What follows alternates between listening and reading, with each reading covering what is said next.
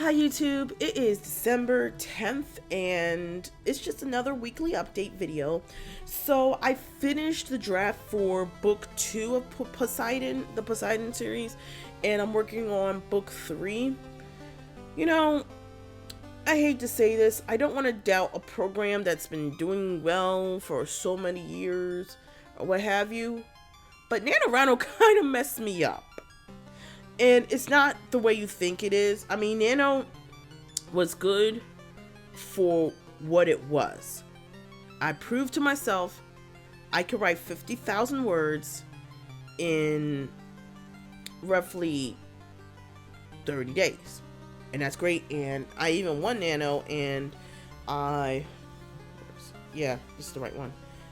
I got my Nano shirt. I got my Nano's winners shirt. Then, is it? Please let it be in focus. Thank you. I got my Nano shirt. I even took some of the deals. One of which was Scrivener. They had Scrivener for like $24, so I got it. Even though I use Storyist, there's some things that Nano does better, like outlining for one thing. And I might use it, like, let's say I go into the traditional publishing route. I probably will use, maybe for self-publishing, I'm still on the fence about that part. I may use Scrivener over Storyist, but this isn't like a Scrivener versus Storyist debate. There are probably plenty of debates out there online about, you know, I think at the end of the day it goes to personal preference, but you can't beat $24.50 for Scrivener. You really can't. So I went and bought the license, so now I got the newest Scrivener on my file. But that's not,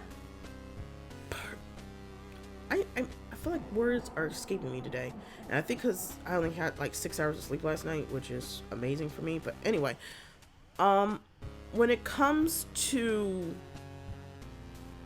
Nano kind of messed me up because I was already working on a draft, and now I'm trying to go back to that draft because I kind of had a system in place of planning on my calendar. Like the first week I was going to work on my outlines, you know, give my brain time to rest from Nano, and then the second week, like the next 2 weeks, I was going to finish up my first draft, and then the final week, which is the week of Christmas / New Year's, which, you know, it's kind of a loose kind of thing because we all know during the there's 2 holidays in 1 month, so it's going to be hard to get stuff done.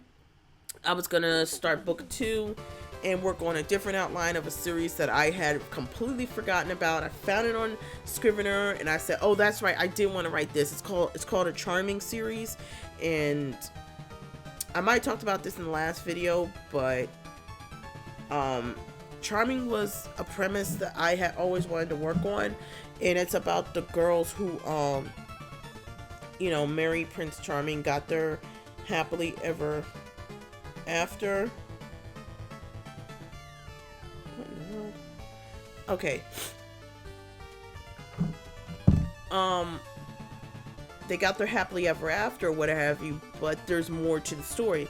And it's not like a Sex and the City type of story. It's more of a, oh, sugar, honey, iced tea, I probably shouldn't marry this dude. And we've had parody series where this happens, but this isn't like a parody.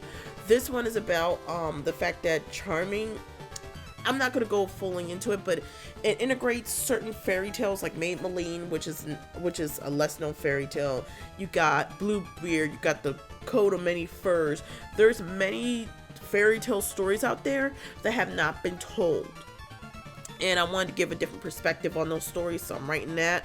Well, it's more of an outlining than anything else because I'm not writing that right now, but those are kind of the plans I wanted to do. And when I started working on the draft of book 1 of the Poseidon series I'm writing, I realized that Nano kind of threw me off because I'm like, wait a minute, this is this character, and I had to go back into my handy dandy, probably gonna fall apart one day, you know, frayed edges outlining. You see that I got this thing color coded, which book I'm supposed to be working on, and it's all chaptery, and I'm still working on the outline for book 3 of the Poseidon.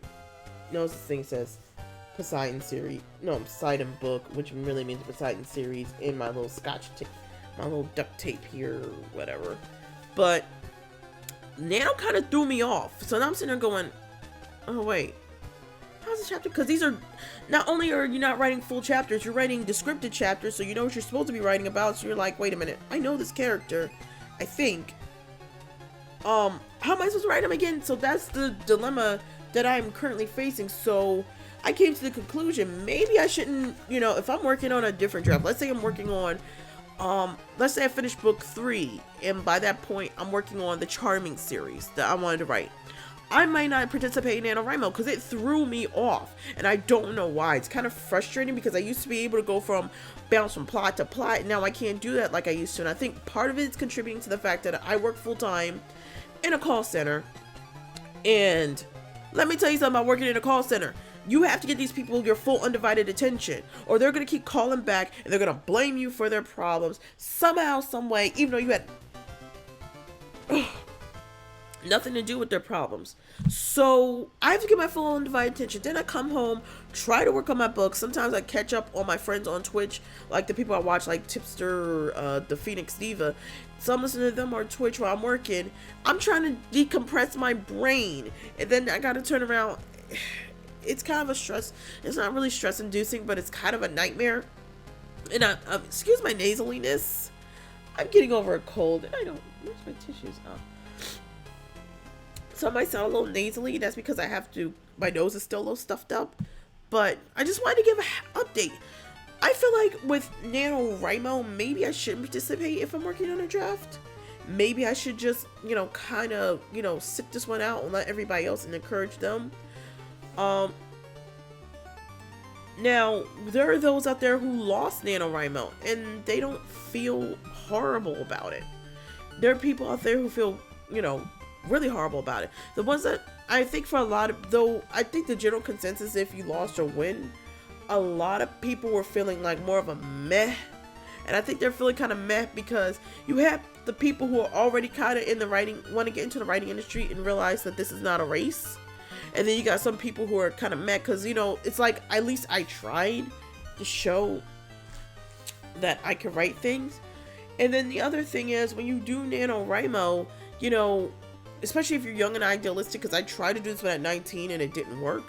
You thinking, oh, I'm going to do the first draft and I'm great. You know, I wrote a story. Oh my God, let me go into publishing. Don't work like that, boo-boo. It don't work like that.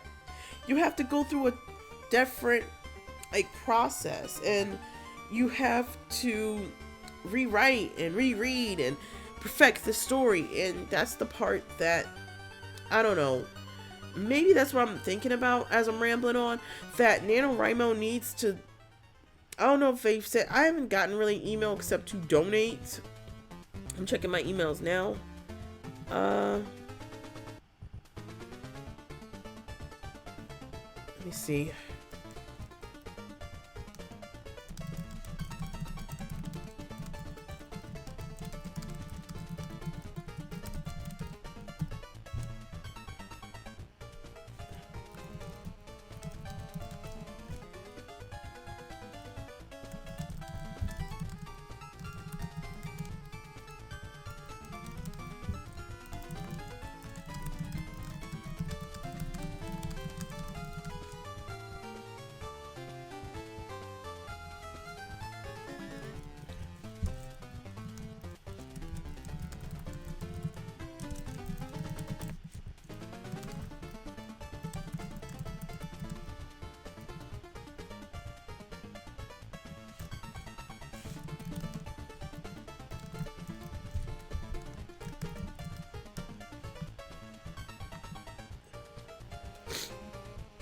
Yeah, I can't find it right now. They were sending me all these emails for, excuse me. I'm trying to find it, but they were just kind of saying, I see a NaNoWriMo summary, which was a bunch of forums. What's the project for awesome, December writing, create hurtfuls. Like, it's just forums, but I'm noticing there's not that many, posts up here about writing the second draft, like what you need to do once the first draft is over. And I think that's part of where I'm kind of meh about, because it's great that you do NaNoWriMo. I'm not saying NaNoWriMo is a bad thing, But at the same time, why am I keep getting these things? Okay. It's not a bad thing, but at the same time, here's the thing. I would love for these people to, I don't know, write about a second draft. Like, what do you do once the draft is over? Do you let it sit? Do you start reading it? I wouldn't advise reading it, and only because you're thinking right now that, and I know this from personal experience, my first draft is the best. You know, I'm gonna have the greatest draft in the world, so I don't need to rewrite it. No. Your first draft is terrible. Your first draft is terrible. You need to come to that conclusion, and the only way you're gonna do that is if you let the book sit.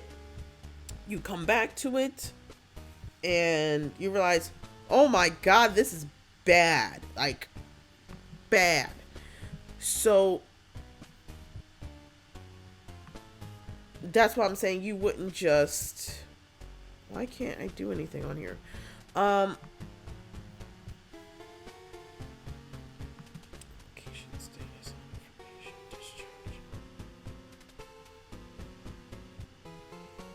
Wow. That's why I'm saying you wouldn't just publish it. You know, they don't give, and I think that's my whole criticism with Nano right now, is that there's no details of what you're supposed to do afterwards. Like, they give you these deals, and it's great that they're doing this, especially for kids to learn literacy better. But the problem is, I'm having with it is they're not really doing, they're not telling us what we need to do for a second draft. You know, we don't know if we're supposed to sit and wait, if we're supposed to publish it right now. What are we supposed to do? That's my whole thing. I'm trying to keep this video at 15-ish minutes if we can help it.